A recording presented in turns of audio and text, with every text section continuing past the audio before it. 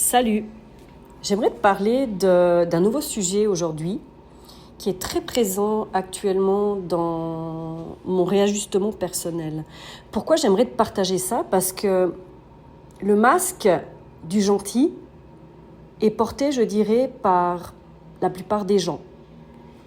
Mais qui dit gentil dit en face le masque du méchant. Donc la gentillesse n'est pas une qualité, c'est une suradaptation, une survie. Les injonctions « tu es gentil si »,« tu es méchant si » sont liées à la manière de se comporter, de faire et non d'être. C'est lié aussi à la manipulation sur autrui pour servir ses propres intérêts, celui du narcissisme, égocentrisme, besoin personnel d'avoir du pouvoir sur quelqu'un et de se sentir valorisé, reconnu, mais pas de la manière la plus adaptée et respectueuse du bien-être et besoin d'autrui, avec souvent un grand sentiment de supériorité et de se sentir au-dessus, mainmise, emprise, se servir des autres pour valoir quelque chose, tout comme l'inverse, sauver les autres pour se rendre utile, exister, être vu, être valorisé par ce que l'on fait. Joli jeu de domination, de soumission, de sacrifice, don de soi, abandon de soi lié aux blessures de dévalorisation, d'amour-propre, de non-existence. Le retrait, l'effacement, le silence, l'acquiescement, les copains du masque du gentil. Et du coup, l'écrasement, l'humiliation, la moquerie, la gentillesse par intérêt, serviabilité extrême, les copains du masque du méchant, vulgarisé bien évidemment. Qui dit gentil dit forcément méchant en face. Lié au triangle de Karpman, victime, bourreau. Jeu de rôle associé, fonctionnant en miroir de blessures communes et de vides à remplir. On incarne forcément à un moment donné de sa vie ces trois rôles, victime, bourreau, sauveur, et on les joue selon la personne en face et selon ses failles. Cercle vicieux de répétition jusqu'à ce qu'on s'arrête, qu'on se regarde en face et qu'on voit clair sur ce qui se joue. On a permis de jouer ces rôles de façon inconsciente, mais aussi parce que l'on sait faire face, s'adapter depuis l'enfance. On a grandi dans cette atmosphère-là. Nos premiers modèles, nos parents. On devient gentil ou méchant par nécessité et par survie. Et quand je dis méchant, tu sais, il y a plusieurs faces, plusieurs masques. J'en ferai peut-être un autre podcast là-dessus, mais dans le masque du méchant, dans celui que je dis dans l'inverse du gentil, c'est celui qui a besoin de piquer pour pouvoir se défendre. C'est celui qui n'arrive pas forcément à prendre sa place, qui va se sentir supérieur parce qu'il ne s'aime pas ou parce que il a toujours vécu des humiliations et il se sent souvent pas à la hauteur, indigne. Donc dans cette phase-là, le méchant, je ne suis pas en train de parler dans ces problèmes au niveau psychologique, de tout ce qui est narcissique, parce qu'il y a plusieurs degrés aussi de narcissisme, et puis il y a le haut du haut, le pervers narcissique. Donc je ne suis pas en train de parler de ce genre-là, mais il y a plusieurs degrés de méchanceté également. Il y a aussi la méchanceté quand on est piqué, des personnes au fait qui répondent en retour en piquant, parce qu'en piquant, en voyant la douleur de l'autre, ça efface sa douleur personnelle également. Donc pour revenir sur le sujet du gentil, ce mot gentil, en réalité, ne veut rien dire. On a plutôt besoin d'être juste avec soi-même, avec les autres, dans un rapport d'égalité et de respect. Pour le devenir, on doit forcément passer par le méchant quand tu portes le masque du gentil. C'est une façon d'être, une façon de se suradapter.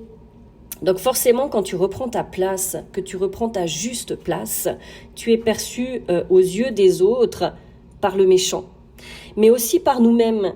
Parce que quand il y a des choses qui s'ajustent, et dans le premier temps, quand tu commences à dire non ou à poser tes limites, c'est comme si tu as un passage avec un conflit intérieur entre notre part de nous gentils et celle qui s'ajuste. On ressent soit de la honte, soit de la culpabilité d'avoir dit non, de s'être choisi par exemple. Mais ça, c'est lorsqu'on commence à reprendre son pouvoir, on reprend sa vie en main, en se détachant du regard, de ses envies de plaire, d'être accepté, reconnu, validé. Quand on redevient soi, quand on redevient vrai et qu'on redevient juste vis-à-vis de soi d'abord, c'est clair que ça va déranger. C'est clair que ça va faire bouger les habitudes des personnes qui sont habituées à ce qu'ils puissent tout obtenir. Donc être traité de toutes sortes d'étiquettes ensuite, telles que bipolaire, tu es fou, tu es malade, tu seras rejeté, mis de côté, mis en silence pour cet ajustement. Alors qu'en réalité, on n'est plus manipulable. Et ça réveille beaucoup de colère, beaucoup de frustration en face. Tu sais, tel l'enfant qui n'a plus son jouet. Il perd ce qu'il croit posséder. On peut vivre cela dans le milieu familial, amical, amoureux et professionnel également. On devient forcément méchant aux yeux de l'autre lorsque l'on sort du cadre, du moule, des habitudes, et qu'on ose dire non, poser ses limites, se respecter, s'écouter, faire comme on le sent. Ça implique forcément de passer par dire non à l'autre pour se dire oui. Ça ne te rappelle pas quelque chose, cette transition du petit qui passe par la frustration pour se construire et qu'il dit à sa maman ou son papa « tu es nul, tu es la pire maman ou pire papa du monde, je vais vivre chez grand-père ou grand-mère ou papa ou etc. » Mais aussi ce format d'éducation lorsque l'enfant dit non, comprend qu'il existe en tant qu'individu à part entière et que ses parents le punissent parce qu'il ne fait pas ce qu'on attend de lui. La première mise en contrôle de ce qui est, de ce qu'il est, de ce qu'il fait, et qui n'est pas reconnu dans son individuation, rejeté.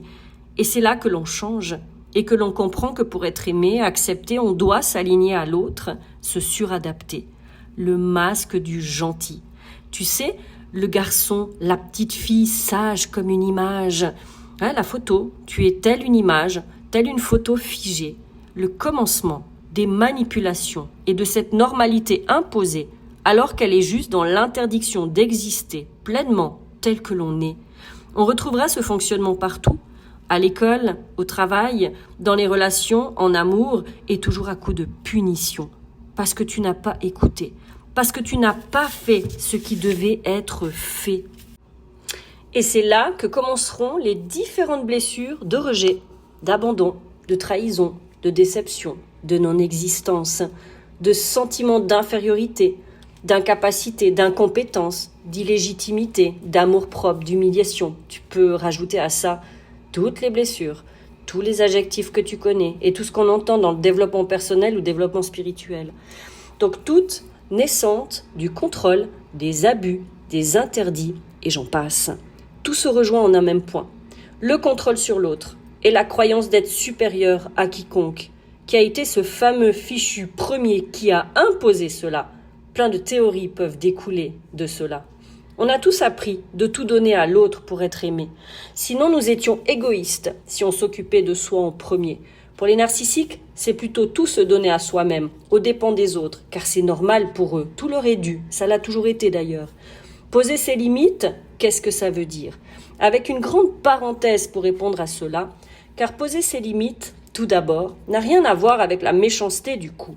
Alors que ceux qui ont eu l'habitude de tout recevoir sur un plateau d'argent, d'avoir des soumis, des dévolus, le pensent de tout leur être. Si j'ai pas ce que je veux, t'es méchant. Immaturité restée du coup, immaturité émotionnelle, relationnelle, l'influence également du maternage trop intrusif et de mettre l'enfant sur un piédestal, l'enfant roi, aura un impact flagrant sur les liens par la suite avec un grand déséquilibre de supériorité et d'infériorité face aux autres. Comme pour le gentil, le suradapté, qui en fera toujours plus pour être vu. Problème d'équilibre, d'égalité, de rapport de force, de pouvoir. Remettre chaque être humain, qu'il soit enfant, adulte, âge à égalité, nous sortirait du contrôle, des manipulations. Tu sais ces phrases, tu es l'enfant, je suis l'adulte. Tu dois te taire, tu dois m'obéir. Tu es la femme, je suis l'homme, je sais mieux que toi et tu dois être soumise.